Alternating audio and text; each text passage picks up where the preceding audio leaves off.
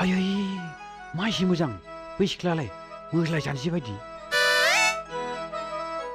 आखाइ नासिफ्राबो लेडिज फिलिंगार बायदि आंनि सइस बायदि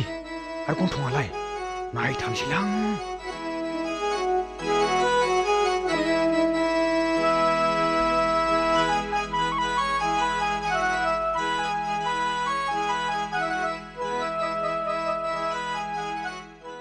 ओइ मिस्टार मा सिस्टाल नों आंखौ गिदिं गिदिं मानो नायबाय थादों असभ्य एसेबां मानि दुगिना नोङो आंबो नोंखौ इंलिसनिसो रायगोन मिथियाखैलै बे आंखौ दा काउ इन्ट्रडाक्सन दा cow is 4-footed domestic animal it has 2 horns and 1 tail it given us milk and cow dung the cow dung is useful fertilizer and we do दानि खावजों मिथिबाय मिन्थियाखैथ' गेल्लाखौ आंनि मुङा खोदोमस्रि how sweet खोदोमस्रि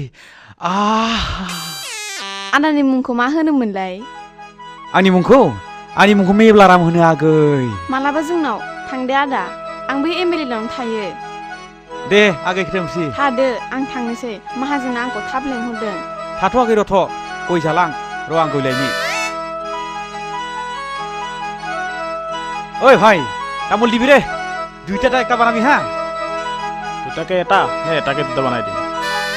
ওহো একটা দুইটা এইটো লক আচ্ছা আচ্ছা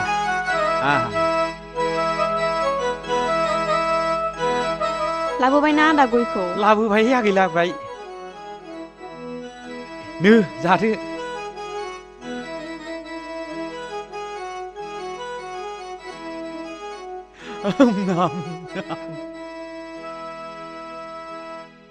ए नैबे नाम्बाराव फन हरदे आगै दे खासेवसो हमगोन हलेबा खासेव